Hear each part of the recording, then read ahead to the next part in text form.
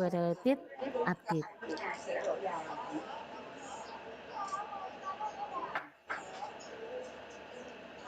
Kemudian setelah correlated update dan correlated delete, kita akan membahas tentang operator exist dan not exist.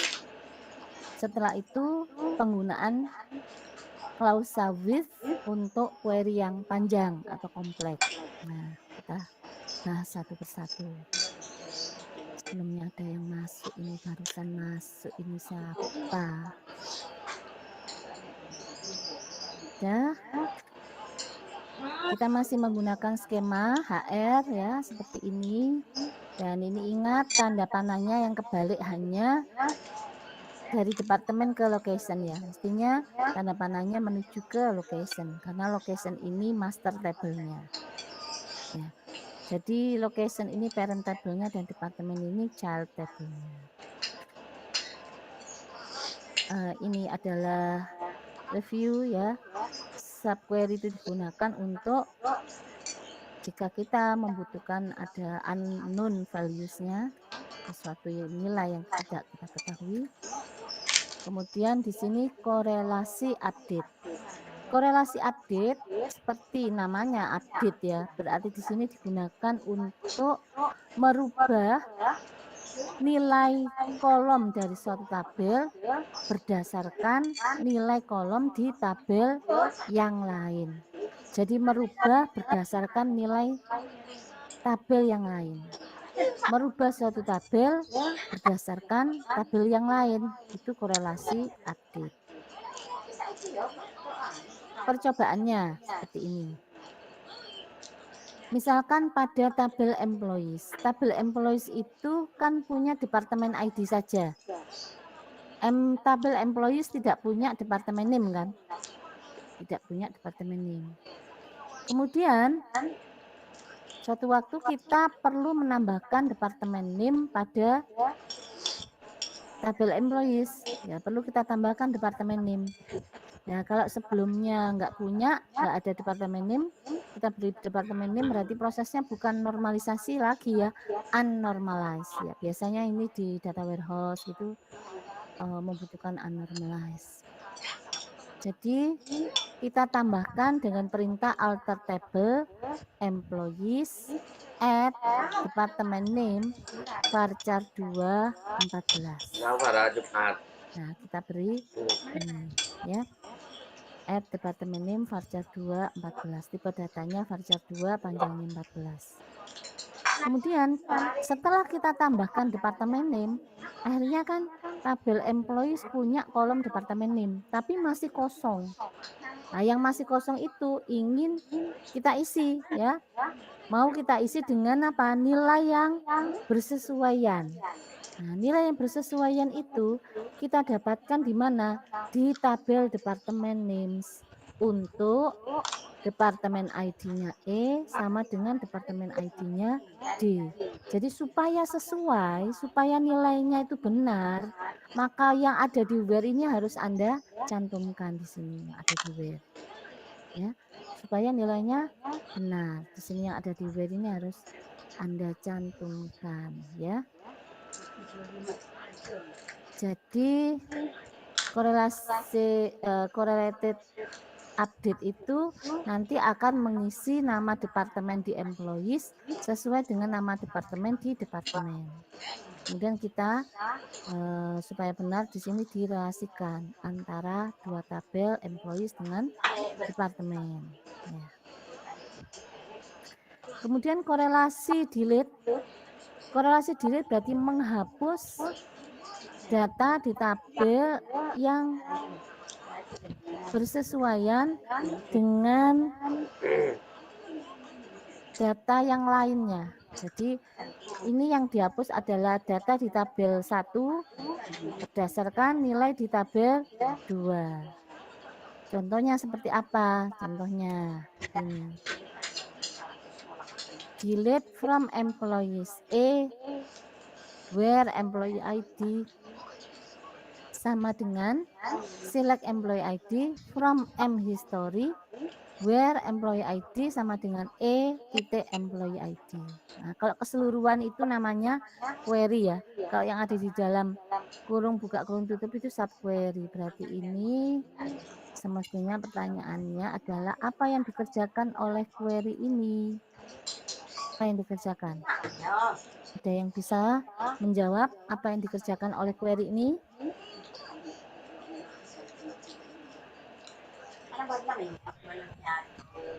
Izin menjawab. Iya, silakan. Itu menghapus data pegawai yang sudah tidak bekerja dari tabel employee history. Kan berarti dia sudah tidak bekerja gitu. Jadi pegawai tersebut dihapus dari tabel employee. Betul, ya. Itu jawabannya ya.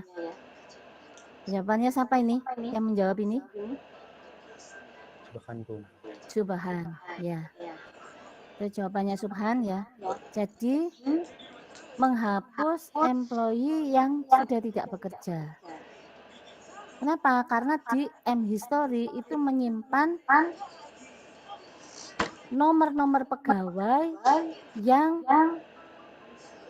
akan berhenti dari pekerjaannya. Ya. Menyimpan nomor-nomor pegawai yang akan berhenti dari pekerjaannya.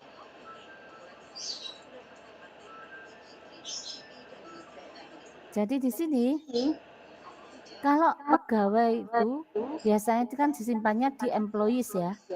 Kalau ada orang yang mau berhenti dari pekerjaannya, maka untuk bulan ini misalkan masih tanggal tengah-tengah ya, bulan bukan akhir bulan. Nah, employee ID-nya orang tadi yang mau berhenti dimasukkan dulu ke mHistory. Tapi employee ID-nya orang yang mau berhenti tadi masih ada di employees. Masih ada di employees. Kemudian pada akhir bulan, setelah semua kewajibannya sudah dilakukan, semua haknya juga sudah diberikan, maka admin database akan menghapus data orang tadi. Dan dicocokkan, kalau misalkan ditemukan employee ID di employees yang sama dengan employee ID di mHistory. Ya. Kalau di mHistory itu ditemukan nomor pegawainya, berarti datanya orang tadi akan dihapus. Nah, penghapusan datanya ada di mana? Di tabel mana? Ada di tabel employees. Diacunya, mana tabel yang diacu? Yang diacu adalah tabel mHistory yang berisi pegawai yang akan tidak bekerja, yang sudah tidak bekerja ya. Baik, saya lanjutkan dan sekarang kita pelajari penggunaan operator exist dan not exist.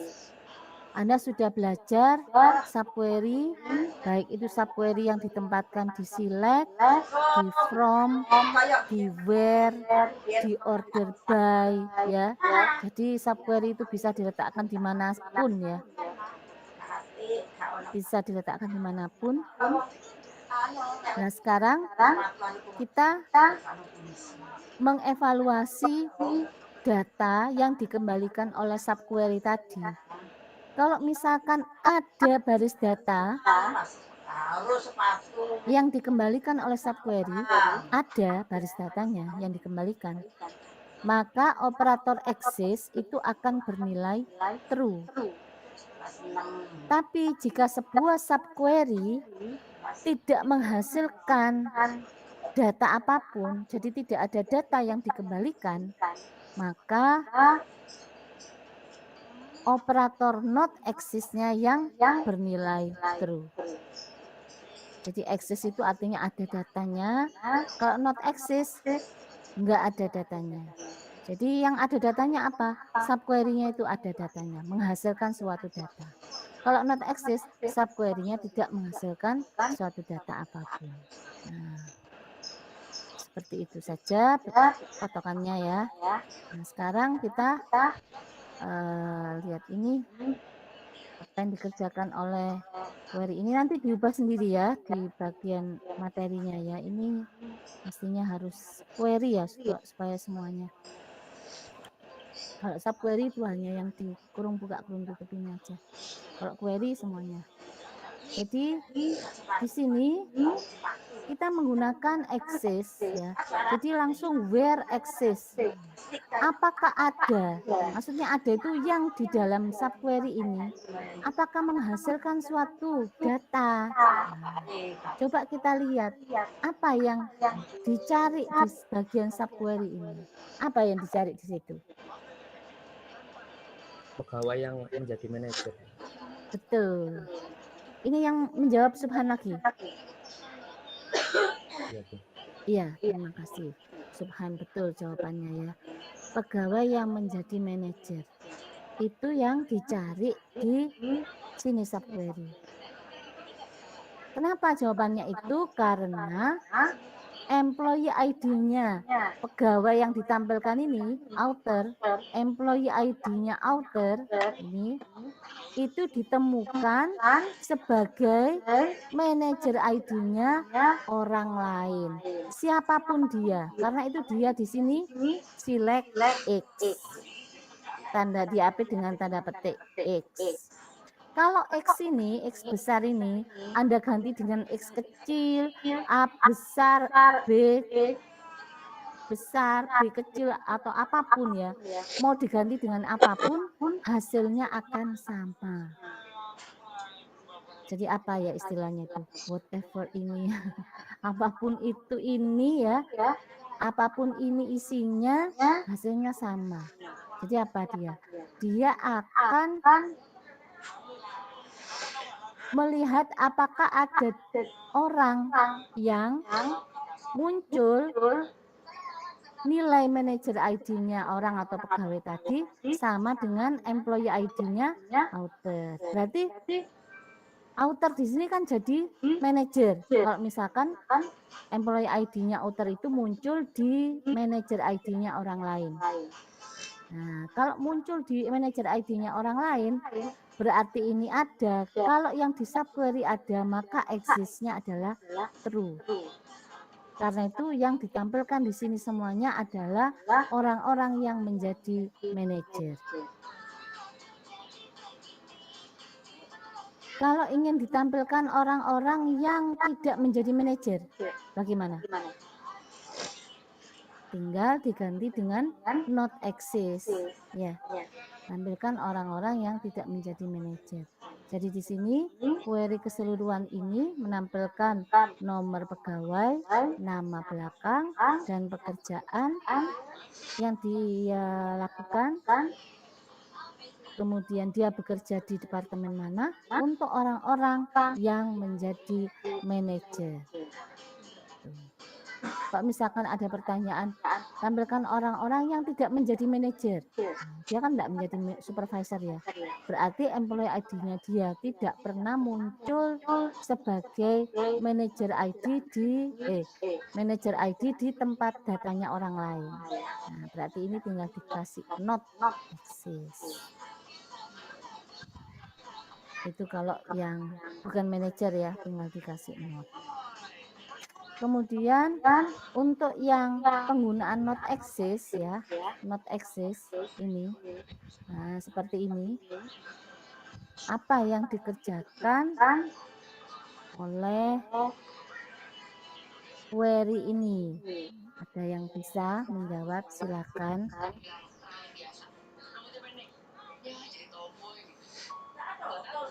Apa yang dikerjakan?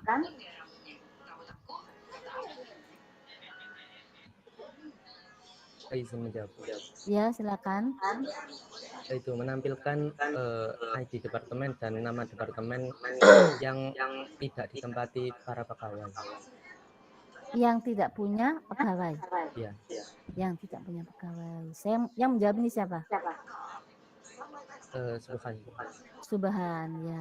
Terima kasih Subhan. Betul jawabannya ya. Jadi kenapa di sini yang ditampilkan nomor departemen dan nama departemen yang tidak punya pegawai? Kenapa? Karena departemen ID-nya D ini tidak pernah muncul sebagai departemen ID-nya pegawai yang ada di employees. Ya, tidak pernah muncul sebagai departemen ID-nya pegawai yang ada di employees. Jadi ini Anda silakan diketik lagi, kemudian setelah itu cobalah untuk mengganti X ini dengan huruf apapun selain X ya. Apakah tetap bisa dijalankan? Saya rasa bisa dijalankan ya. Itu. Kemudian yang terakhir adalah penggunaan klausa with. Jadi klausa with itu digunakan pada saat query-nya panjang. Kenapa query-nya panjang? Karena ada lebih dari sekali kompleks query. Jadi ada banyak penyimpanan data temporer yang diperlukan untuk bisa dirujuk ke query berikutnya. Jadi ada suatu query yang kompleks yang membutuhkan suatu pemisalan atau penyimpanan di temporary table. Jadi klausa with ini tidak membentuk suatu objek database, tapi dia hanya menyimpan atau membentuk sebuah tabel secara temporer. Jadi setelah query itu selesai dijalankan, maka yang tadi disimpan sebagai temporer akan di-flush, ya, akan dihapus. Dengan menggunakan klausa with, maka query yang kompleks itu menjadi lebih sederhana dan bisa meningkatkan performansi, ya, menggunakan with. Contohnya ini.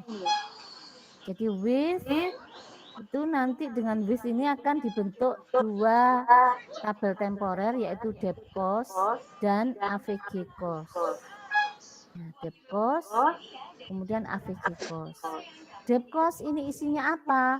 Dinyatakan dengan depth cost as subquery. Kemudian AVG cost as subquery. Perhatikan di sini ada komanya ya. Koma, kenapa? Karena kan setelah depth cost kan ada tabel temporer yang lain. Tapi setelah AVG cost di sini nggak ada koma. Kenapa? Karena langsung berhadapan dengan select sebagai main query. Jadi select sebagai main query. Karena itu kita juga bisa membentuk tabel temporer yang lebih dari 2 juga. Berarti kalau ini ada lagi tabel temporer setelah AVG cost, cukup dikasih koma, kemudian nyatakan tabel temporer yang ketiga apa. Baru yang ketiga kan sudah tidak ada lagi di bawahnya, tidak pakai koma, langsung berhubungan dengan select. Jadi yang ini koma, yang ini tidak, ya, karena langsung berhubungan dengan select. Nah, apa yang dikerjakan di sini? Masing-masing kita cari nilai yang dihasilkan oleh depth cost dan nilai yang dihasilkan oleh AVG cost. Nah, untuk yang dihasilkan oleh depth cost di sini, depth cost itu akan dirujuk oleh AVG cost di sini. From-nya from depth cost. Ya. Dari sumbernya adalah dari depth cost. Jadi isi dari AVG cost itu berasal dari depth cost. Ya.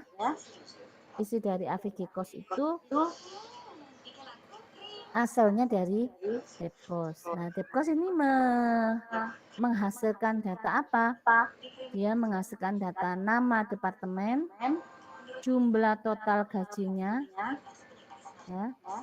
Nah, untuk setiap departemen yang ada di tabel employees. Jadi di sini kita grup bykan, ya, grup by departemen name. Ya, karena yang dikelompokkan di sini berdasarkan nama departemennya. Nah, employees kan nggak punya departemen name. Karena itu wajib di sini Anda nyatakan di where bahwa E departemen ID sama dengan D departemen ID. Karena nilai sum E salary itu dapatnya bukan dari departemen tapi dari employees. Padahal employees enggak punya departemen NIM. Karena itu harus direlasikan antara employees dengan departemen, dan group by-nya di sini group by-nya bukan departemen ID tapi departemen NIM. Kenapa? Karena yang di-select di bagian select itu departemen NIM di sini, bukan departemen ID. Kalau yang di bagian select departemen ID, kita ndak usah menuliskan tabel departemen, ya. Karena group by departemen ID saja kan bisa lewat employees tanpa perlu bantuan tabel departemen, ya kan? Jadi di sini kenapa kita membutuhkan dua tabel, perlu kita relasikan, dan group by-nya adalah departemen NIM, menyesuaikan dengan yang ada di select. Kemudian yang dihasilkan oleh Depkos adalah nama departemen dan total gaji orang-orang yang bekerja di departemen tadi. Akhirnya di sini setelah kita mendapatkan nama departemen dan setiap nama departemen ada total gaji orang-orangnya, di situ ada berapa, kita totalkan semuanya. Jadi sum debt total. Debt total itu apa? Debt total itu ini. Setelah sum salary kita beri nama alias debt total. Total gajinya di departemen tadi itu debt total. Dibagi dengan count. Nah, count ini apa? Count ini baris data yang ada di Depkos. Ada yang tahu jumlah baris datanya berapa yang ada di Depkos? Sejumlah apa? Sejumlah debt total, Bu. Sejumlah banyaknya departemen yang ada. Oh, baik. Ya. Jadi jumlah baris data yang ada di Depkos itu sesuai dengan banyaknya departemen. Kan ini di grup by kan, ya. Grup by departemen NIM. Jadi kalau departemennya ada 10, ya ini nanti akan ada 10. Misalkan ada 141 orang pegawai tersebar di 10 departemen. Nah, nanti kan karena di grup by departemen NIM, nanti kan ini jumlahnya 10 baris. Nah, 10 baris itu apa? Jumlah departemen tadi ada berapa? Ya. Jadi count di sini adalah jumlah departemen yang ada tempat pegawai bekerja. Termasuk yang kosong juga dihitung di sini di count ini ya. Termasuk yang kosong dia masuk. Misalkan ada orang bernama Kimberly Grant. Kimberly Grant itu kan departemen ID-nya dia 0 kan. Nah, itu dia juga masuk sebagai satu departemen yang namanya apa? Namanya kosong. Tuh, jadi kita dapatkan AVG cost yang isinya adalah satu nilai. Berarti berapa baris? Ya satu baris itu saja. Ya, karena kan ini hasil dari sum ya. Hasil dari sum dari berapa jumlahnya baris yang ada. Kalau disamkan ya akhirnya kita dapat satu nilai tok. Nah, dibagi dengan banyaknya baris tadi berapa, ada berapa baris. Nah, kita mendapatkan satu nilai saja. Yang disebut dengan debt AVG itu. Nah, sekarang kita menuju ke query utama atau main query atau query utama. Di sini select bintang from Depkos. From Depkos berarti ini ya. Nah, Depkos itu kan isinya nama departemen dan total gaji kan. Select bintang from Depkos. Berarti nanti ini yang ditampilkan adalah nama departemen dan gaji. Gaji yang apa? Gaji yang debt totalnya, yang total gajinya dia lebih dari, ya ini select debt AVG from AVG cost, yang lebih dari rata-rata gaji di semua departemen yang ada. Nah, rata-rata gaji di semua departemen yang ada. Nah, itu ya. Jadi ini cukup panjang query-nya ini. Anda bisa menuliskannya satu persatu sampai lengkap ya. Jangan ada yang salah ketik dan jangan lupa ini ada komanya ya. karena ini adalah tabel temporer yang di bawahnya juga ada tabel temporer lagi. Nah, kalau yang ini tidak ada karena langsung berhubungan dengan silek. Nah, seperti ini. Kalau Anda jalankan, maka kita akan mendapatkan data nama departemen dan total gajinya untuk departemen yang total gajinya ini lebih dari DEP AVG. Lebih dari rata-rata kalau semua yang ada di departemen manapun itu ditotalkan kemudian dibagi dengan banyaknya jumlah departemen yang ada. Berarti rata-ratanya berapa dari keseluruhan. Nah, jadi ini adalah slide terakhir, berarti pembahasan tentang subquery bagian yang kedua sudah habis. Ya. Bagian mana yang masih belum jelas? Silakan ditanyakan sekarang. Yang bertanya atau semuanya sudah cukup jelas semua? Gimana? Permisi Bu. Ya, Ya, saya Syarif Bu. Syarif ya. Itu Namanya panggilan. tertulis di sini Brodin Oh Stylish. iya. Email Muhammad saya Bu. Ya Muhammad Syarifuddin. Syarifuddin ya. Ya baik Bu. Gimana? Pertanyaannya apa, Syarifuddin? Ya permisi Bu, saya masih belum paham mengenai sebenarnya alter itu dibuat apa Bu, alter? Alter Itu Bu, pertanyaan diikuti saya. dengan apa? Yang mana? Alter yang ini. Alter session maksudnya. Ya, alter session Bu. Alter session. Kalau di Oracle yang baru, alter session, set kan perlu gini. Karena apa? Karena di dalam Oracle yang baru itu dia ada 2 kontainer. Ada 2 kontainer. Jadi harus kita arahkan ke kontainer yang kedua. Sudah menginstal Oracle 18C belum, Syarifuddin? Sudah Bu. Sudah jalan skema HR-nya bisa dilihat belum? Iya, sudah Bu. Sudah Nah, yang saya sudah. taruh di laporan juga Bu. Nah, itu. Berarti kan sudah melewati ini kan, how to unlock skema kan? Iya, sudah Nah, Bu. jawabannya itu ada di tutorialnya ini. Kenapa? Karena di situ ada 2 kontainer. Kemudian kalau pertanyaannya Syarifuddin lagi, kenapa harus ada 2 kontainer? Jangan tanya ke saya, itu Oracle yang membuat. Tuh. Ya. Oh, ya Iya. baik Bu. Jadi konsepnya Oracle sekarang itu nggak sama dengan dulu. Kalau dulu nggak usah pakai kontainer gitu. Semuanya disamakan, kontainernya itu disamakan, tempatnya itu disamakan. Kalau sekarang rupanya Oracle membedakan, kalau HR ditaruh di XEPDB 1 kontainernya, kalau yang lain mungkin ada maksud khusus untuk kontainer yang lain. Kalau saya duga itu mungkin berhubungan dengan fungsi administrasi untuk kontainer yang lain itu. Jadi tujuannya apa? Oracle itu menggunakan kontainer-kontainer seperti ini. Tujuannya supaya data-data yang fungsinya sama itu diletakkan di dalam satu klaster yang sama. Satu tempat yang berdekatan, yang kalau kita umpamakan kontainer itu kan bisa diisi kan, diisi sesuatu yang dikumpulkan jadi satu kontainer, berarti dia kan berdekatan. Tapi dia tempat antara satu kontainer dengan kontainer yang lain. Ya, kalau data yang berbeda kontainer, berarti kan seakan jauh kan. Kenapa berbeda kontainernya? Nah, itu tujuannya nanti penggunaannya juga akan berbeda juga. Maksudnya gitu, Syarifuddin. Ya. Oh, berarti untuk mengarahkan session ke kontainer XEPDB1 Bu ya?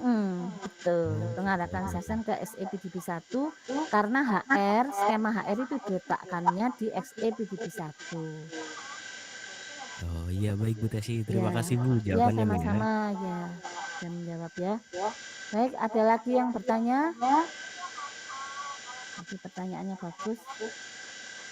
Kalau sebelum menginstal Oracle 18C, saya juga nggak tahu ada kontainer-kontainer gini ya. Karena yang saya install itu Oracle yang nggak ada kontainernya. Ya.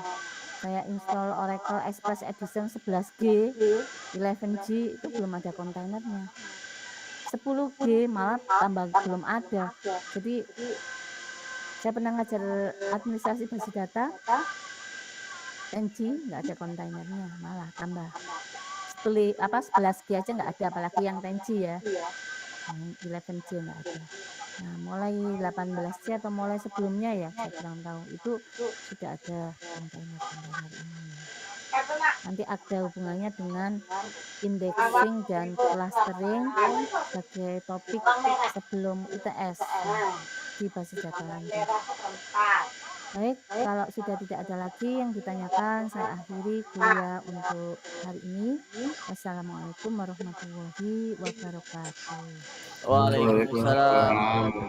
Terima kasih banyak Bu Desi, sehat-sehat Bu. Sama-sama sehat-sehat juga.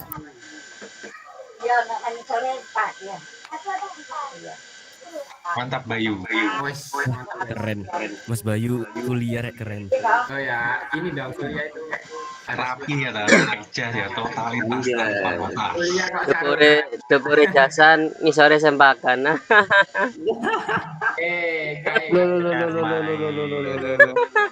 Hai kalau mesti ya. bayar okas ya anak iuran yo kan duit yo. Iya rek. Hilang. Apa? Ulang. Apa bayar apa bayar aku gak krungu bae. Izin live sih, izin live sih. Suaramu baik. Timur.